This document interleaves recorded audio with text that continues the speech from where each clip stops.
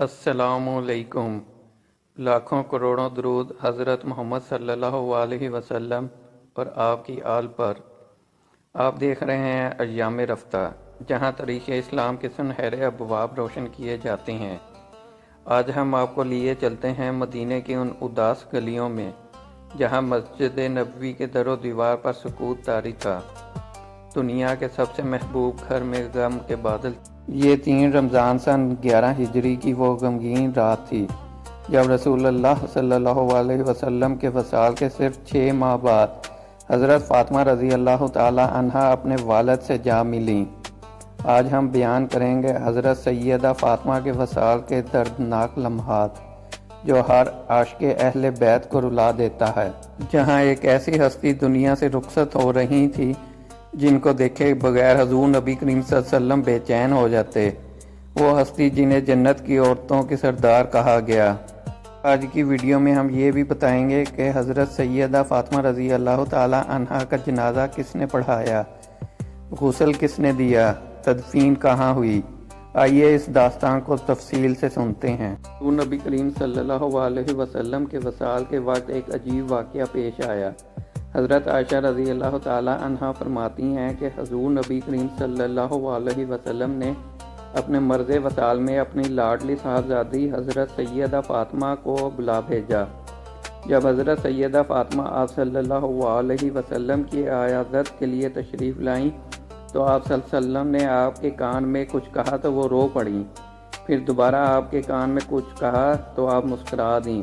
میں نے حضرت سیدہ فاطمہ سے اس بارے میں دریافت کیا تو انہوں نے فرمایا کہ سب سے پہلے مجھے حضور نبی کریم صلی اللہ علیہ وسلم نے فرمایا کہ ہر سال جبرائیل ایک بار مجھ سے قرآن سنتے اور سناتے، لیکن اس بار انہوں نے 2 بار مجھ سے قرآن سنا اور سنایا ہے، جس سے میں یہ خیال کرتا ہوں کہ میرے وصال کا وقت قریب آ گیا ہے۔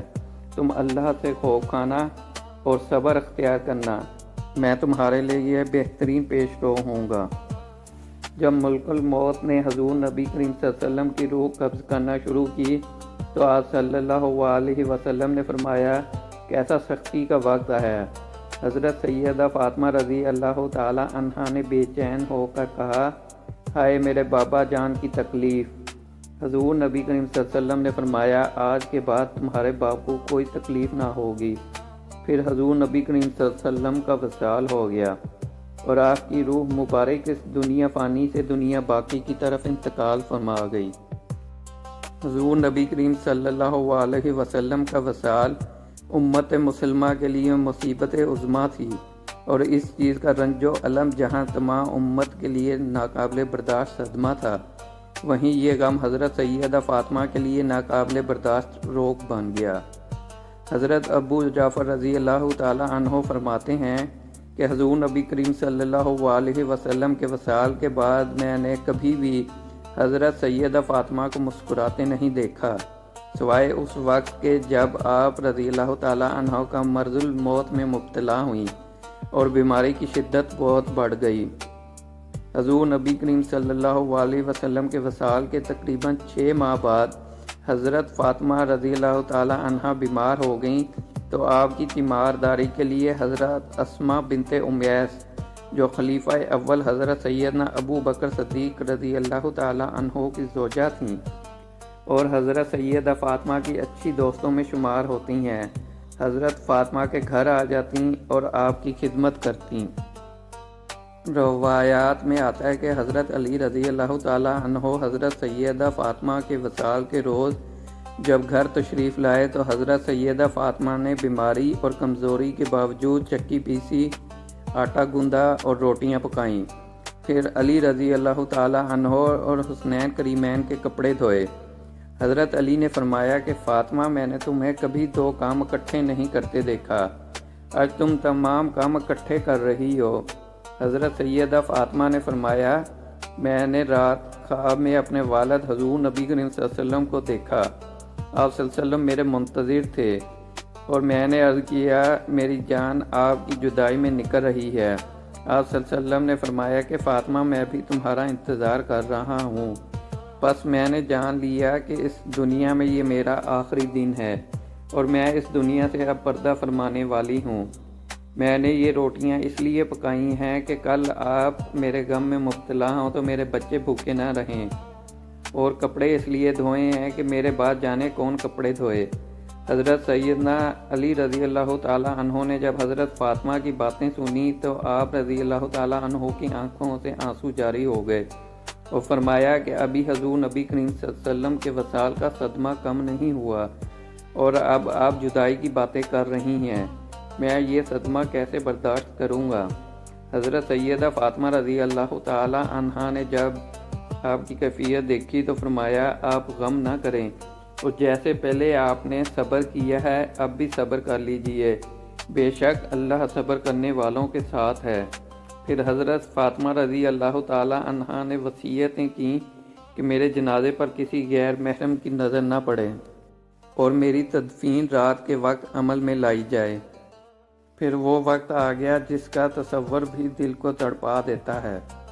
حضرت فاطمہ رضی اللہ تعالیٰ عنہا نے غسل کیا، پاکیزہ لباس پہنا اور گھر والوں کو بلایا، اپنے بیٹے حسن و حسین کو سینے سے لگایا، زینب اور ام کلثوم کو چوما اور فرمایا میرے بچوں میں تمہیں اللہ کے سپرد کرتی ہوں، اور پھر قبلہ رخ لیٹ گئیں اور اپنے رب سے دعا کرنے لگیں، اے اللہ میرے والد رسول اللہ صلی اللہ علیہ وسلم کے صدقے سے اور اس شوق کے صدقے سے جو وہ میری ملاقات کا رکھتے ہیں، اور علی کے درد دل کے صدقے سے جو میری جدائی کے غم میں مبتلا ہیں، اور حسنین کریمین کے اس غم کے صدقے سے جو انہیں میری جدائی کی صورت میں ملنے والا ہے، اور میری چھوٹی بچیوں کے صدقے سے جو میرے غم کو برداشت نہ کر پائیں گی، تو میرے بابا جان کی گناہ گار امت کو بخش دے اور ان کے حال پر رحم فرما اور ان سے عفو و درگزر کا معاملہ فرما۔ پھر اسی حالت میں 3 رمضان سن 11 ہجری میں حضرت سیدہ فاطمہ کا وصال ہو گیا۔ انا للہ و انا الیہ راجعون۔ جب حضرت علی رضی اللہ تعالی عنہ گھر تشریف لائے تو انہیں آپ کے وصال کی خبر دی گئی۔ حضرت فاطمہ الزہرا کی وفات کے بعد آپ کی وصیت کے مطابق حضرت علی، حضرت اسماء بنت امیس اور ام ایمن نے آپ رضی اللہ تعالی عنہا کو غسل دیا، اور آپ کی وصیت کے مطابق خصوصی اہتمام کیا گیا کہ جنازہ ڈھانپا جائے تاکہ کسی غیر محرم کی نگاہ نہ پڑے۔ حضرت فاطمہ کی نماز جنازہ بھی رات کے وقت ادا ہوئی۔ حضرت علی رضی اللہ تعالیٰ عنہ نے خود رات کے وقت آپ کا جنازہ پڑھایا۔ بہت قلیل تعداد میں اہل بیت اور چند قریبی صحابہ شریک ہوئے۔ حضرت فاطمہ رضی اللہ تعالیٰ عنہا کی تدفین بھی وصیت کے مطابق رات کی تاریکی میں ہوئی۔ تدفین کے مقام کے بارے میں متعدد روایات ہیں۔ مشہور روایت کے مطابق آپ کو جنت البقیع میں دفن کیا گیا۔ بعض روایات کے مطابق آپ کی قبر رسول اللہ صلی اللہ علیہ وسلم کے حجرے میں یا اس کے قریب واقع ہے۔ کچھ مورخین کا کہنا ہے کہ حضرت فاطمہ کو ان کے اپنے گھر میں دفن کیا گیا، جو بعد میں مسجد نبوی میں شامل کر لیا گیا۔ جب تدفین مکمل ہوگی تو حضرت علی رضی اللہ تعالی عنہ قبر کے قریب بیٹھ کر رونے لگے اور فرمایا، اے فاطمہ میں نے اللہ کے رسول کی امانت کو لوٹا دیا، تم سے جدائی میرے لیے بہت بڑا صدمہ ہے، لیکن میں صبر کروں گا جیسا کہ رسول اللہ صلی اللہ علیہ وسلم نے مجھے سکھایا تھا۔ اس کے بعد حضرت علی گھر لوٹے جہاں حسن و حسین شدت غم سے بے حال تھے، اور زینب اور ام کلثوم کی سسکیاں مدینے کی رات میں گونج رہی تھیں۔ آج بھی مدینے کی ہوائیں سسکتی ہیں، آج بھی جنت البقیع کی خاموشی گواہ ہے کہ تاریخ میں ایک ایسی ہستی تھی جن کا صبر، جن کی عبادت، جن کی سچائی تا قیامت روشنی بکھیرتی رہے گی۔ وہ چہرہ جسے دیکھ کر نبی مسکراتے تھے آج زمین کے حوالے کر دیا گیا۔ کیا حضرت فاطمہ رضی اللہ تعالی عنہ واقعی دنیا سے چلے گئیں؟ نہیں، وہ آج بھی زندہ ہیں۔ ان کے نقش قدم آج بھی امت کے لیے روشنی کا مینار ہیں۔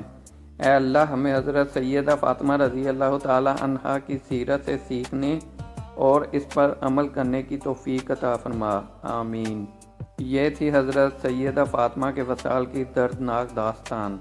اگر آپ کو ہماری یہ ویڈیو اچھی لگی تو اسے لائک کریں اور ہمارے چینل ایام رفتہ کو شیئر کریں اور چینل کو سبسکرائب کریں۔ تاکہ اسلامی تاریخ کے سنہرے واقعات آپ